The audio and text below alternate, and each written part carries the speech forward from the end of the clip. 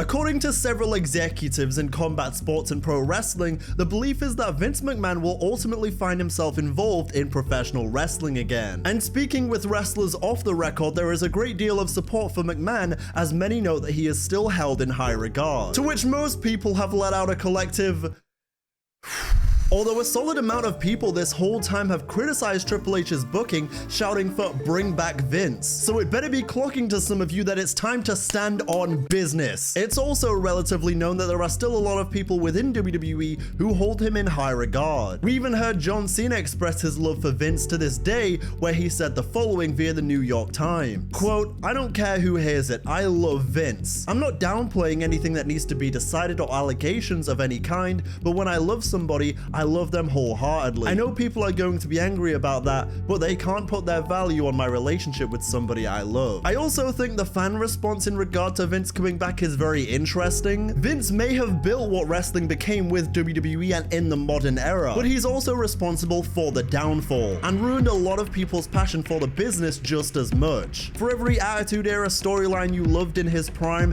you have to think about the dog food and revival shower segments of the modern era. You look at workers and fans' opinions alike, his booking and the overall show quality towards the end was abysmal. One of his final Smackdowns before Triple H took over is largely considered the worst Smackdown of all time, and it was clear that Vince McMahon's age started to play a factor in the downfall of the product. He was no longer on the pulse and refused to listen to what anybody else wanted over his own stubborn nature. That's why I can never really understand how people can say they'd prefer him over Triple H. Now, of course, to some of you, it's just banter, but some of you actually encourage the return of this man who, again, is a rapist and a terrible person. Triple H's booking may not always be what everybody wants, but the atmosphere of this company and the overall product is miles ahead of what it used to be. And while it gets a bit monotonous to some fans about the constant mentioning of record-breaking numbers and gates, that doesn't happen if Triple H isn't doing a good job. It's also very easy to think a ton of people hate Triple H if you just look online, but one thing I've learned is online wrestling fans are a minority and oftentimes very negative and pessimistic. While your opinions can be valid, there's also crowds and crowds who don't use social media but contribute to the success of WWE and love what they see week to week. And those people are often the ones enjoying the product the most because they don't have someone on the timeline telling them it's bad. Nick Khan even said recently WWE encourages their creative team and writers to not program for social media critics, but to program for the universe. And it's something I love hearing that Paul says that to you. I know he believes that. And it's something we encourage our creative team and writers, like, don't program for that. Yeah. Program for the universe, not for a small portion of the universe who wants to criticize you. That doesn't matter. Move on, put on a good product. The money will be there, the fans will be there, the results will be there. For me, while I wouldn't ever encourage them to completely ignore the online noise because I still think that's a relevant opinion, a lot of online fans can be fickle and very quick to criticize. That's why it's smarter to cater to the larger audience rather than the IWC. This new era is also why relevant mainstream artists and celebrities want to be involved again, because wrestling is cool again. Yes, the Netflix deal helped, but even before that happened at the start of 2025, Triple H had revived the damaged image that Vince had created in the 2000s and 2010s. In those later years, Vince was outdated. He wasn't on the pulse of pop culture or what the fans truly wanted, and even when he was on the pulse of pop culture, he made it incredibly cringe and terrible. And don't get it twisted, you can still criticize Triple H. I'm not trying to argue that he's perfect every week, because he isn't. And I've spoke recently about the way WWE is heading into an era where it's all about profits for TKO. You look at the ticket prices constantly rising as one example of a negative of the Triple H TKO era. Again, I'm not blind to his downfalls either, but him and Nick Khan are still a million times better than the alternative, which is an out-of-date racist and misogynistic old man who doesn't even know how to write a good wrestling show anymore. Nick Khan also admitted that he and Triple H make mistakes in the business every day. Paul and I, Triple H and I, we make mistakes in business every day. The good thing is we have one another who we can say, hey, well, I think I did this. What do you think? No, I don't think that was the move. Maybe we can think of it the other way. Okay, let's try that. I wanted to ask you, I know there's been speculation that you and your dad might start your own wrestling company. Is that true? You never know what's going to happen out there. Of course, anything can happen in WWE, but those rumors are false. Those rumors are false. Okay. I know. I mean, if not, any chance you would join the AEW maybe? had a meeting with AEW and wish them, continued success or whatever, but it's not WWE, it's not the company I helped build, but you never know what's going to happen in this business. Or, the darker timeline is that he'll slowly force Triple H out and force his way back in at the top again. But there was another one about, your dad buying back into WWE. What is going on with that? Well, he owns a big part of TKO still, so you never know what's going to happen there either. So I'm not trying to be vague, I'm just saying anything can happen.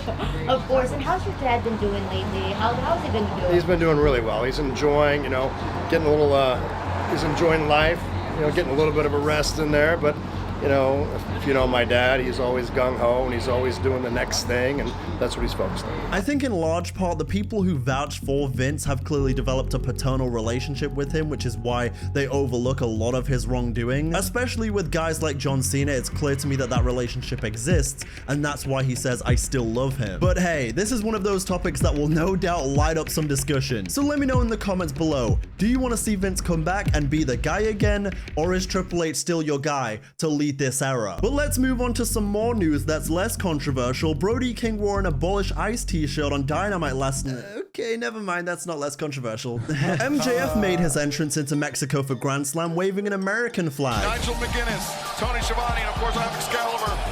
We're about to be joined by...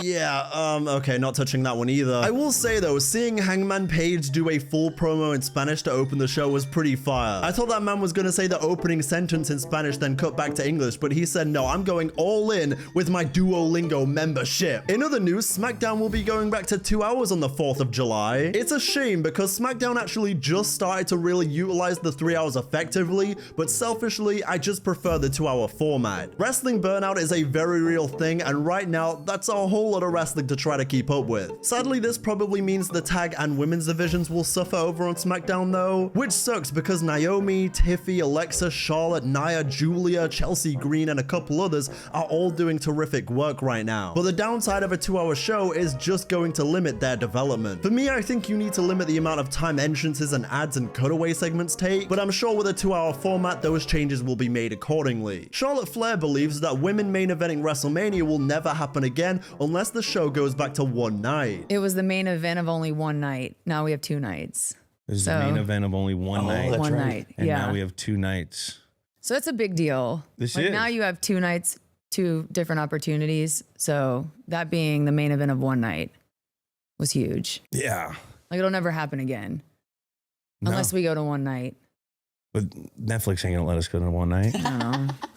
You gotta get them streams in. Come on, guys. Randos. Come on, man. You gotta get streams. We got 300 million people watching this in 120 plus countries. I see where she's coming from, but I'm not one of those people who says, oh, night one main event doesn't count. Because yes, it has, and it always will. End of discussion. I also think even if WrestleMania went back to being one night, there are plenty of talented women in the divisions across NXT, SmackDown, and Raw who could main event. Even this year, Rhea Ripley, Bianca Belair, and Io Sky had an incredibly valid claim to main event night 2. Next, via WrestleVotes, Liv Morgan's injury has caused a lot of the Evolution 2 card next month to be scrapped and started from scratch. As you will know, she dislocated her shoulder in her match with Kairi Sane on Raw this week, causing the match to end abruptly. Again, a real shame because I was really looking forward to that Nikki Bella feud and match. It was also revealed via PW Insider that her shoulder will require surgery. This timeline of recovery generally is upwards of 6 months, which is a bummer because this has been the run of Liv's career. She has been killing it. I wouldn't be mad at seeing her return in the Rumble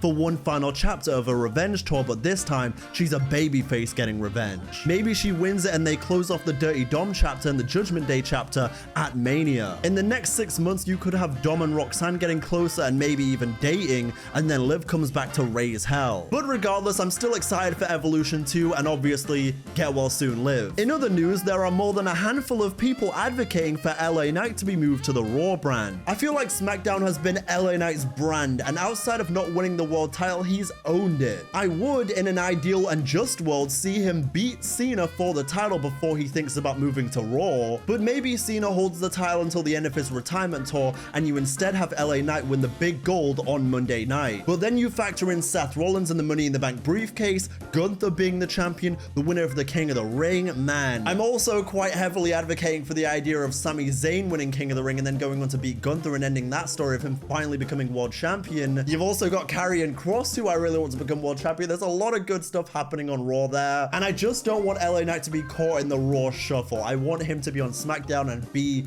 SmackDown's guy. I wish the new owners of the LA Lakers could have invested that stock into an LA Knight world title run, okay? You chose the wrong LA. Yeah. In other news, Stephanie Vaquer has given thanks to the Bella twins for paving the way for the next generation of women. Like you too. Yeah. You did a lot thing for the women's division. Oh, So thank for you. me, it's important. Yeah, and I appreciate you because now, thank you. Now we can stay here. And for me, it's important now do something for the next generation, and the women's division grew up more and more. You see, look at that. Be more like Stephanie Vaquer.